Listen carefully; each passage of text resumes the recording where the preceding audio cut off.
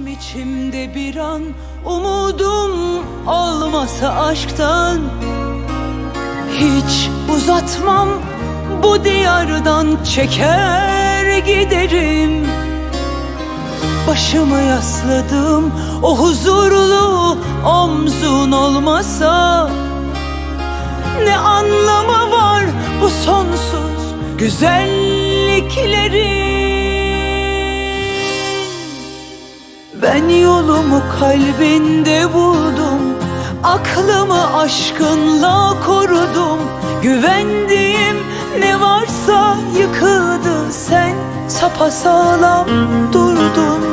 Kaybedecek bir ömürlük hayat, sen olmazsan tadı olmayacak. Bir yanım dolup taşarken, bir yanım hep yarım kalacak. Kalbimi çıkardım yerine, kalbini koydum en derine. Ağlatma, incitme, canımı al yerine. Kalbimi çıkardım yerine, kalbini koydum en derine. Ağlatma, incitme, canımı al yerine. Ne olursa olsun vazgeçme.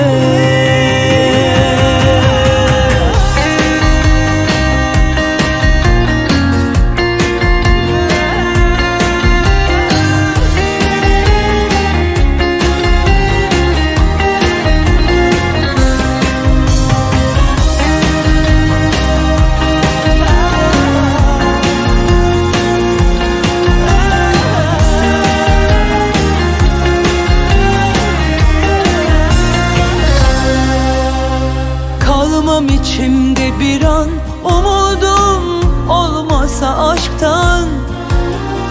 Hiç uzatmam, bu diyardan çeker giderim. Başımı yasladım, o huzurlu omzun olmasa.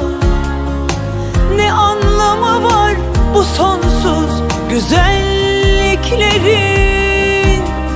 Ben yolumu kalbinde buldum, aklımı aşkınla korudum. Güvendiğim ne varsa yıkıldı, sen sapasağlam durdun. Kaybedecek bir ömürlük hayat, sen olmazsan tadı olmayacak. Bir yanım dolup taşarken, bir yanım hep yarım kalacak. Kalbimi çıkardım yerine, kalbimi